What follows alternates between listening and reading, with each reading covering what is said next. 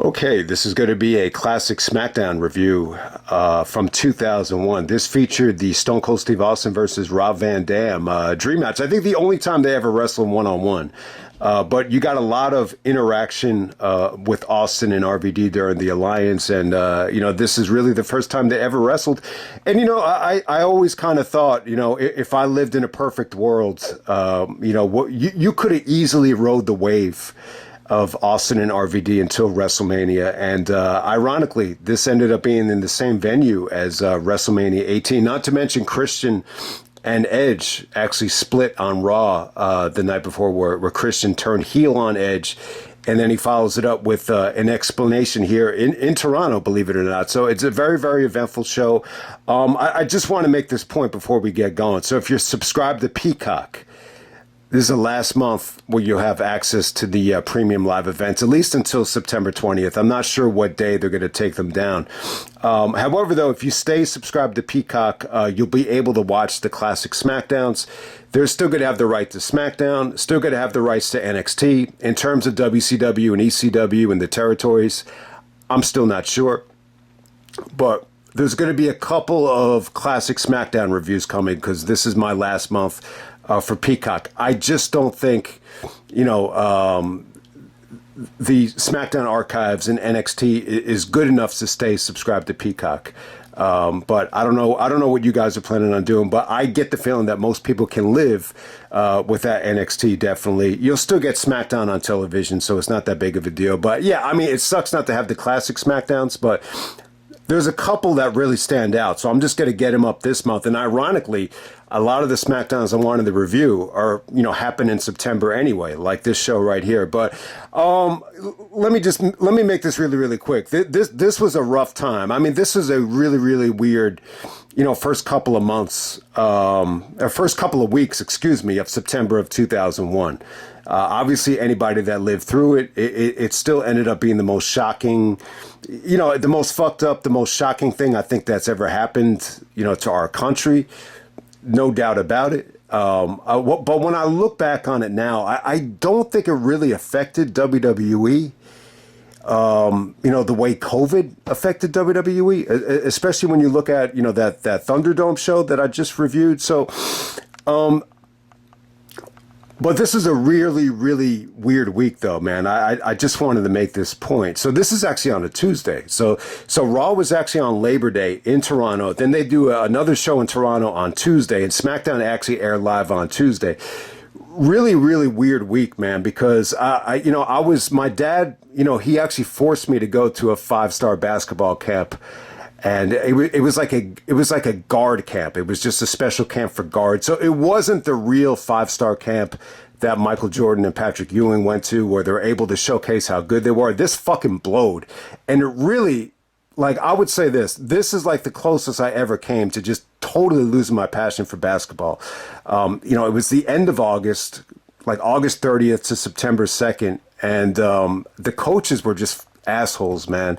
Like the stuff that they were able to get away with saying, like they would not be able to say it now. And if someone said some of the shit that they said to my face, like I don't know if I could have hold back and not, retaliated and fought back. I mean, that's how bad it was. And it was just boring. Most of it was just speeches. You weren't allowed to dribble. The stations were boring as fuck. These were just like grumpy old coaches that just made me fucking miserable. I mean, it was just a bad experience. I did not enjoy it. And then as soon as I got back, it's like you had to go back to school the very next day. But thank God you had Raw and you had SmackDown. So I just want to make this point. That's one of the reasons I love 2001. Because, especially these shows in Toronto, it felt like such an escape. Like I felt like I was in jail, like that whole weekend. And, the food definitely sucked. I don't really give a shit about the food. Just from a basketball standpoint, it was just horrific. And, I've always hated dealing with these asshole, grumpy coaches. And I just feel like coaching is, to me, I know some people are going to disagree with me, but I think coaching is definitely overrated, when it comes to basketball. That's just my opinion. But hey, we're gonna move on to these, this great SmackDown event. So they did the Raw. in Toronto on Monday, which featured Christian actually turning on Edge. Also on that Raw, Kurt Angle actually retaliates, from Austin actually throwing his gold medals into a river. So he actually kidnaps Austin. Austin actually gets a gift. It's like a pickup truck. It's a little bit weird. I mean, if you're gonna get on the WWE creative about this, I can't totally blame you. So Austin is celebrating on the pickup truck like he's DiCaprio in Titanic. He's like, I'm the king of the world. And then Angle comes out of a truck, out of a WWE production truck, and hits Austin with the 2x4, and then he kidnaps him. He puts a cinder block and a chain in the back of the pickup truck, and somehow, some way, Austin is actually locked to the cinder block, once he gets to the river, and he threatens to throw Austin, over the bridge into the river, unless he gets what he wants, and that's a return match at Unforgiven. And then Austin starts crying, and then Angle actually pushes him into the pool, and he's like whimpering and moaning. So, I got to say, I think Angle did a great job here being a bully. He kind of took the what catchphrase and used it to Austin. So the whole storyline on this show is, kind of playing off the Angle kidnapping segment. And there just happens to be like a little baby pool that Angle actually pushes Austin into. It's a little bit corny. I don't think it's great. I do remember this was like the first week of school for me. So it was really, really new. And I started watching over the summertime, and I actually wore an Austin shirt to school. It was that bad motherfucker shirt. And I was shocked at the reaction it got. I got reactions from, people that didn't know I watched. I had coaches and guys coming up to me and be like, I didn't know you watched that shit. It's like, is that a North Carolina shirt? Oh no, that's a Stone Cold shirt. It's like, oh, get the fuck out of here. That's the kind of shit that was happening. And then there was another teacher that was like a big fan, and he was like really, really angry about Austin's heel turn. He's like, he doesn't cry. He's like, why is he crying? He's like, that was total horseshit that I just saw on TV. So. And then a lot of people thought, some other people thought it was funny, the way, Austin was shoved into the little baby swimming pool. They totally play off of Austin's paranoia from getting bullied by Kurt Angle. They spend a lot of time in the opening video package just talking about that. But yeah, man, this is from the Air Canada Center. This is Vince Carter's Prime in Toronto, September 4th, 2001 on UPN. The show does a 3.4 rating, which is not bad. That seems what it usually was over the next couple of years. You knew the rating was going to take a hit because it's on a Tuesday night. But I can't remember exactly why they chose to air this live on Tuesday. I'm not sure why. Something must have happened on Thursday. The first match tonight, you actually had the Hardys actually defeating Just Incredible and Raven in about 4 minutes. Lita's out there with the Hardys. Terri Runnels is out there with the ECW tandem of Just Incredible and Raven. I think this was good. I think for a couple of minutes, this was fine. The crowd was hot for the Hardys. Terri, has a lot of history with the Hardys, so she kind of played off of that. And yeah, I thought Credible had a nice little super kick here. There was a great kick out, but, ultimately the Hardys, obviously they go over. I mean, look, anytime you watch matches during this era, it just felt like they were fast paced. It felt like they never dragged. I think this is like an underrated thing to say about this time. It felt like they had such an easy time just getting into the bulk of the match or the meat of the match, whatever you want to say. I definitely agree with that. It just didn't seem like it took forever just to get these matches to start going. This was just really, really fun. Next up, we have Christian's explanation for turning on Edge. I mean, look, I think one of the reasons why they gave Edge the King of the Ring, and it just kind of hit me now, like when Edge won the 2001 King of the Ring.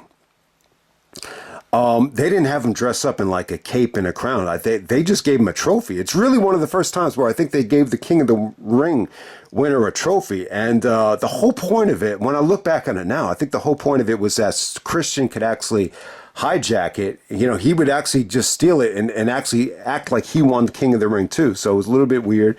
They're playing off the jealousy angle. And Christian even reflected on, I know a lot of people think I'm bitter and that I'm jealous of Edge, but he said, when it comes right down to it, you think you know me, Edge. Yeah, so at this time, Christian's still coming down with the "You Think You Know Me" theme song. Edge and Christian would get two totally new themes by the time you get to Unforgiven. But, with Christian's promo right here, I think the most important thing to say is he's just a little bit bitter that Edge got all the attention, that it was always Edge and Christian, really kind of playing off the title of the tag team. That, he was frustrated that it was Edge and Christian, not Christian and Edge. So it's a little bit weird. I mean, out of any tag team ever, that's really the one where you could really, sympathize with Christian about, because most tag teams have their own name. So the Hardys are the Hardys. The Dudley Boys are the Dudley Boys. But Edge and Christian is always Edge and Christian. So you could see Christian's gripe about that. But yeah, I mean, it was a good promo. A lot of the fans were chanting, "We want Edge." You got to say I say to myself here, I think Christian has come a long way, like in terms of mic skills, in terms of delivery. What really struck me here is that he's so young. He's such a young puppy. He's not even 30 years old at this point. And it's just amazing how much better Christian has gotten on the mic over the years. But it's a step in the right direction. Like when you see everything that they did during the summertime, with the Grandma Edna stuff and, hijacking the King of the Ring trophy and, upstaging Edge, it kind of made sense to do it here. I mean, at this point, they really couldn't have, held off on this. The fact that this is in Toronto, though, you kind of say to yourself, wow, like you could have really, rode the wave until Toronto. So you do think about that. Edge doesn't make an appearance here, but I got to say, it's probably one of the most important promos of Christian's career, no doubt about it. Next up, we actually have Test taking on Billy Gunn. This is the worst match of the night. The crowd was just dead here. Billy Gunn was not over. Test is in his hometown of Toronto, believe it or not, so it's not a bad performance from him. Some of the fans are actually getting behind Test here, but Test goes over with the big boot. But yeah, a very unspectacular performance from Billy Gunn. You almost forget that, he won King of the Ring a couple years ago. And yeah, this is just proof in the pudding that Edge was right, that he really Billy Gunned the King of the Ring. Next up, you have the Big Show taking on the Hurricane for the European title. Lance Storm comes out, to save the Hurricane. This ends with Big Show just double choke slamming both guys. But, it was cool to see Lance Storm come to Hurricane's aid. Eventually they became a tag team. They actually challenged the Hardys at No Mercy. So, this is where the friendship came about. So there we go with that. So let me get to some of the promos on the show.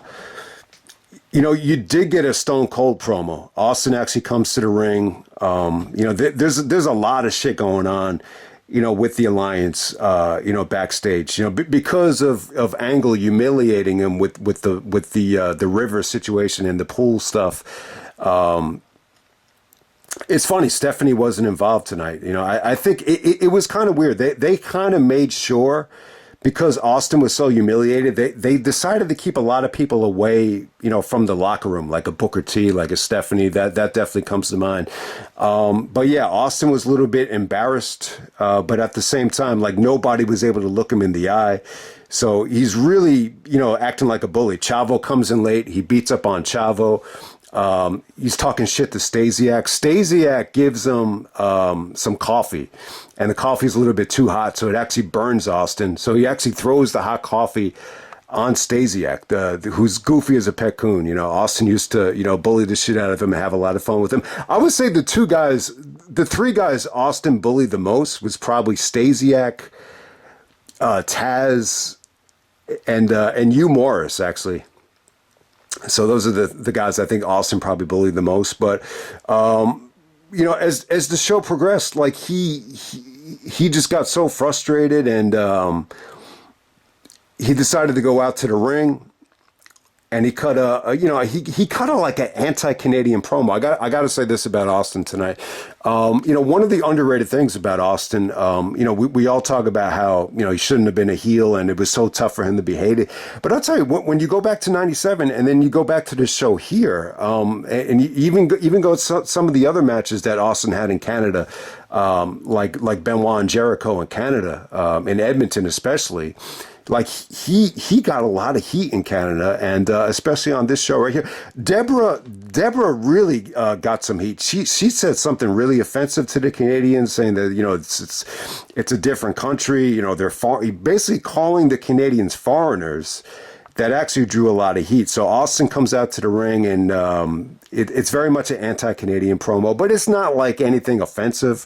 It pretty much just ends with Austin, doing the what stuff to the crowd, So the what stuff was definitely catching on. A lot of the what stuff was directed back at Austin, and Austin actually said, "Don't what me," but then he started doing what over and over again to the crowd. But at this time, like, it hadn't really taken off to like the mainstream level yet, like the way it would at the beginning of 2002, where like everybody and their fucking mother was doing it. At this time, it almost had like a cool factor to it where it wasn't overdone yet. So I wanted to make that point about it. And then Angle comes out.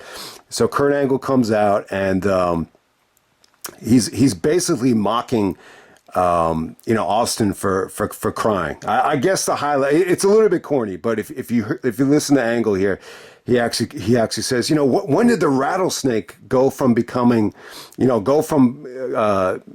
rattlesnake to the wattlesnake, because when you cry, you whine. So the wattlesnake, like you're a whiner. So there we go with that. I mean, look, I think Angle did a good job with the promo. I think he did the best he could. It really got under Austin's skin to the point where he goes back to the locker room in front of the Alliance, and he's like, "Man, I've been humiliated, and I'm fed up." Like, so he's like, "The next son of a bitch that walks through that door, I'm going to kick his ass and pretend that he's Kurt Angle." So he opens up the door, and it ends up being RVD. So it's really, really cool. So Austin goes up to Van Dam, and he's like, "Tonight when I wrestle you, your name is Kurt Angle." And Van Dam's like, "All right, Steve, that's cool, but I gotta tell you, I'm not Kurt Angle. I'm Rob Van Dam. I'm the whole fucking show." And then Austin's facial reaction to it was priceless. It was great. Unintentionally, I thought it put over RVD huge. I really did. I think, I would, let me just say this. I know this review is kind of all over the place, that there's a lot to remember here in terms of the promos and everything, but I wanted to make this point before we get to the match. I really feel like Austin, did a better job of putting over RVD. And it's not just from, stuff that happened in the ring. A lot of it has to do with, facial reactions. Austin's look of paranoia and frustration, like unintentionally, I thought it really put over Van Dam huge. And when you see this main event too, there's a lot of similarities here with the match of Van Dam. When you compare it to what almost happened with Austin and Brock, there's a lot of similarities, but I'll get to it in a second. All right, I want to talk about this. We have there's a lot of other stuff tonight with William Regal. So Regal's actually the commissioner. Booker T and Shane come up to Regal, and they cut a very loud and obnoxious promo about how they want to challenge The Rock for the WCW title in a handicap match. At first, Regal's a little bit baffled. He's like, why does it have to be a handicap match? But he reluctantly agrees that it's going to be a handicap match. And then The Rock is, pretty much cool with it. Lillian Garcia actually, tells The Rock, it's going to be a handicap match. He's like, what are your thoughts on it? And The Rock totally just kind of ignores it at first. And he goes into this, I don't know. I don't know what you want to call this promo. I think you want to call it the People's Strudel promo. This is where The Rock created the People's Strudel. He basically said to Lillian Garcia, he's like, admit it, Lillian, you get wet with perspiration standing this close to The Rock, and he's like, how bad do you want to taste the People's Strudel? And then Lillian's kind of like acting like she's in a fantasy world, in a dream world. She's like, more than anything in the world, Rock. And then The Rock kind of totally shuts her off and says, Lillian Garcia, a little professionalism, Lillian. And he's like, how would you like to be Lillian Roxia? So the segment with Rock and Lillian is definitely like memorable. Like the crowd was actually going crazy. This might be like the most famous Rock like backstage vignette in front of a live audience that he's ever done. It's just really something to see. I mean, look, the fact that he actually went in that direction and mentioned, Lillian being wet, by standing that close to The Rock. It's really,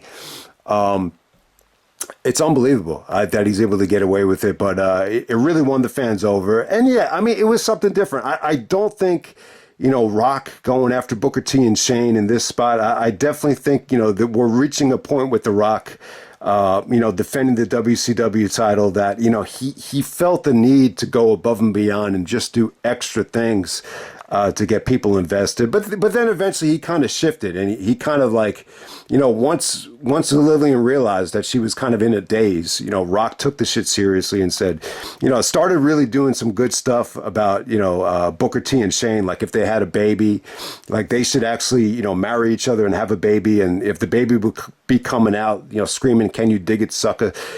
Actually, I thought that was funny too. So good promo from The Rock. It's probably like one of his best, and it is probably the most memorable thing on the show, to be completely honest with you. So that sets up a 8-man tag. We got Booker T, we got Rhyno, we got the Dudleys taking on Chris Jericho, the APA, and The Rock. It only goes 5 minutes, but man, a lot of fun. Rock was, energetic as hell. It was just fast paced, man. Every step of the way. There wasn't one boring moment here. They really got a lot out of Shane. Once again, you see The Rock's chemistry with Shane, the way Rock is able just to flip him in the ring and just humiliate him to get some revenge on Shane. They played off of this chemistry for years. Jericho really didn't have much to do tonight. I mean, he gave Shane a nice little, I guess it was like a bulldog. I mean, that came off great. Rock and Booker T went at it. Booker took the rock bottom. This ends with Rhyno goring the shit out of Jericho, and Booker T actually gets the win here. So it was good. I mean, it was good stuff. I mean, there's really not a lot to complain about. I just thought, once again, this is a tag match. Once this got going, I mean, once this started, I mean, it was just entertaining every single step of the way. I would give it 3 stars, even for a 5-minute match. So, I think this is what I'll say about this time in 2001. Obviously you have a lot of talent. You have 2 different rosters on one show.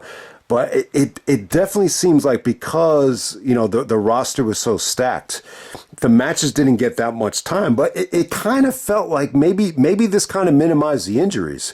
Like when I look back at, and I know, like, Benoit and both Triple H, went down before the invasion. But I'm just saying that this particular time, when you got ECW, WCW, and WWE, it felt like a lot of the matches were really, short, sweet, and to the point. And I'm just trying to think now, maybe that kind of minimized, a lot of the injuries. Like, looking back on it, I don't really remember like a lot of injuries like in the fall of 2001. I really don't.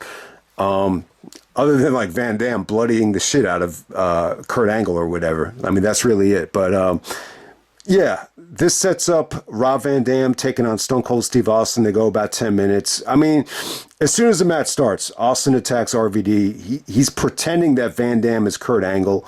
So it's pretty damn good. It's a nice little vicious, revenge match for Austin. Nick Patrick is actually the referee, the Alliance referee. So he gives him a little bit of leeway here. So Austin actually brings the chair into the ring. And Van Dam hits him with the Van Daminator. Austin gets bloodied up from that. But even before you get to that, though, I got to say, I think the fans are really behind RVD. I mean, the reaction that Van Dam got, when he opened up the door, when he did his catchphrase to Austin, I mean, he was just really over. I mean, he's so fucking over at this time that, he's technically a heel, but he's so over that you had to use him in babyface spots.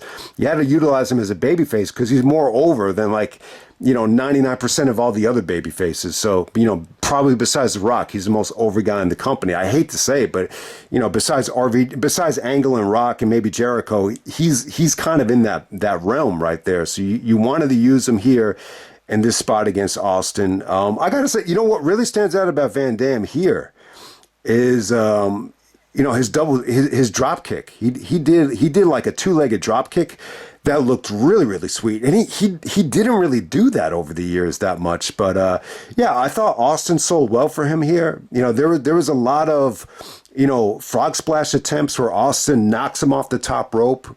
So Van Dam definitely took some nice vicious bumps. I gotta say, the stunner looked like shit. RVD never took a great stunner. My brother's take on it was that Van Dam wanted to be different and he didn't want to oversell it. So that's probably why they look like shit sometimes, but didn't really mind it. Austin actually goes for the ankle lock. So you get to see Austin put on the ankle lock here, just like we get to see Cena put on the ankle lock on SmackDown. Shout out to John Cena, too. I like what he did in that match, paying tribute to Edge and Angle and all those great superstars from the past. But yeah, kind of a weird ending here. Angle comes out with all the pyro. He doesn't even come out at first, but Angle's music hits. There's a lot of pyro. Then Austin's like looking paranoid. And then Van Dam just kind of schoolboys him. And then all of a sudden Angle comes out and he's laughing at Austin.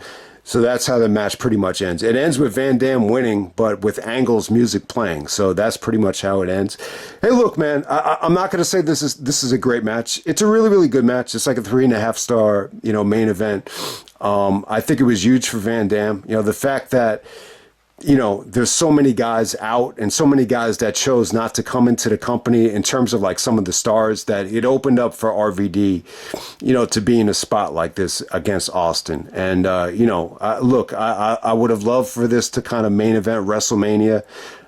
It might have happened. Look, I think Austin would have been a lot more happier with his role at WrestleMania if he didn't have that much star power coming in. I mean, you had everybody coming back.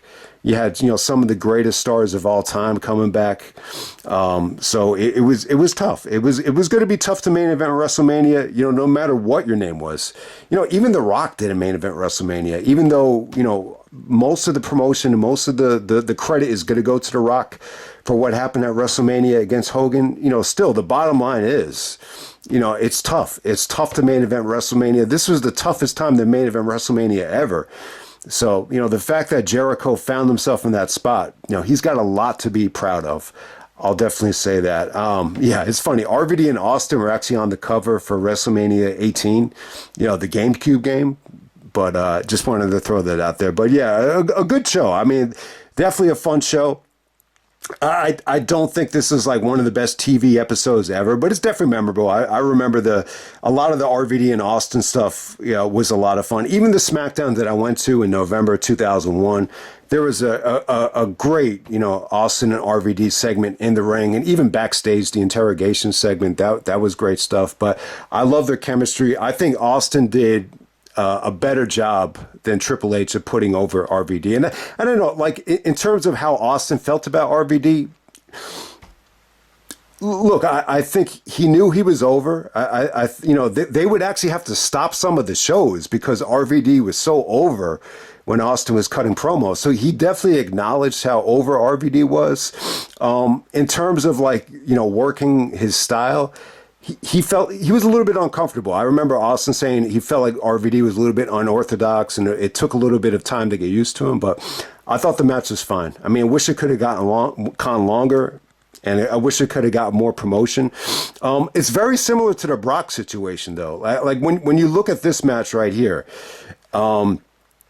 it's very similar where Van Dam pins Austin, and Angle is basically playing the Eddie Guerrero role of costing Austin the match. It's kind of the same thing. The only difference was Eddie was supposed to be a guest referee. So look, I don't think at this time Austin really saw RVD as, the main event of WrestleMania like he saw Brock. I do know that Austin, felt very insulted that they were billing Brock as the next big thing. So I think that had more to do with it. When you saw Brock in June of 2002, he was more of a threat than RVD was in September of 2001. It was more of a, I think he saw Brock as more of a money-making star than Van Dam at this point. I think eventually Van Dam got there, but I think at this point in early September, it wasn't what it was in October, where I felt like, wow, like Van Dam could actually win the belt. It wasn't quite that yet. So, but yeah, let me end it right there, man. Awesome SmackDown, like for my personal taste. I really enjoyed it, man. I think this double shot in Toronto, I just remember feeling it was a huge escape, from the basketball camp from hell, which, totally took the fun out of the game for me. And then, you have to psych yourself up for the first day of school. This was the first week of school in 2001. So, having these two, TVs right before school started, it felt like a huge escape. So I probably appreciate these shows more than most people. But that's September 4th, 2001, and I'm out.